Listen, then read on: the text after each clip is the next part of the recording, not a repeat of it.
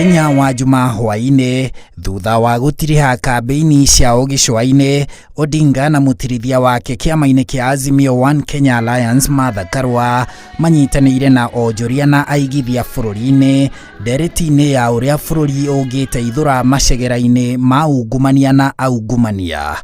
Some people heard the president say that about 2 billion shillings is being lost to corruption on a daily basis.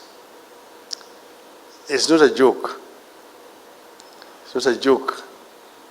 If you quantify the amount of money being lost across board, that figure is very much close to the reality. And you cannot actually develop with that kind of level of corruption. Because a lot of resources which should be going to serve the people is going to private people's pockets. So the failures we see, yes, there is lack of political will, which then spreads to the citizen. Even those who ought to know better will behave just like anybody else. So we have collectively let our country down. We have come to learn, having created these agencies, spent a huge amount of money on them, that when the political will isn't there to deal with the issue, these agencies not only become useless, but become themselves drivers of corruption. Odinga na Karua makiuga thirikari yao wona mathurwo tariki 9 mweri ukite ni hariirie kuhurana na ungumania. We are ourselves determined to deal with this animal called corruption. Without fighting corruption, all the promises we make will be just hot air.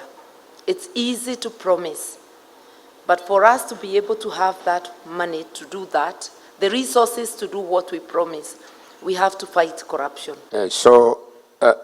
Corruption is purely a failure of the government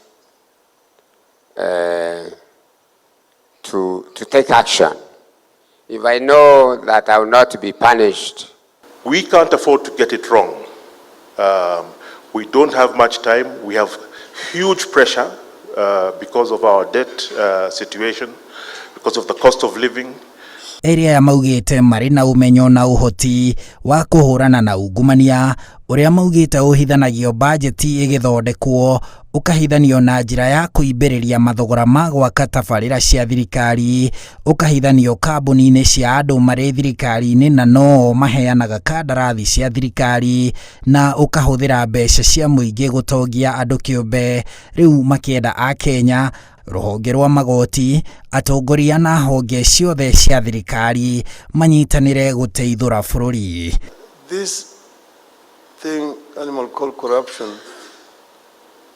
can only be fought if there is a will to do it, and if the institutions entrusted to deal with it do actually function properly. We can't fight it alone. We need you. We need each and every citizen, not only those in the institutions that matter, but each and every citizen, so that we don't give each other space to wage war on our country. The role of the judiciary, the whole of this game. Because I think that judiciary is a very important institution in governance. And it can help or it can also impede the work of the government. Onjoria na aigithia bũrũri-inĩ makiuria Akenya manyite mbaru Odinga na Karua na Azimio makiuga nĩo kũna monanĩtie wendi wa kũhũrana na ungumania ũrĩa woyaga gĩcunjĩ kĩa 1/3 kĩa bajeti ya bũrũri.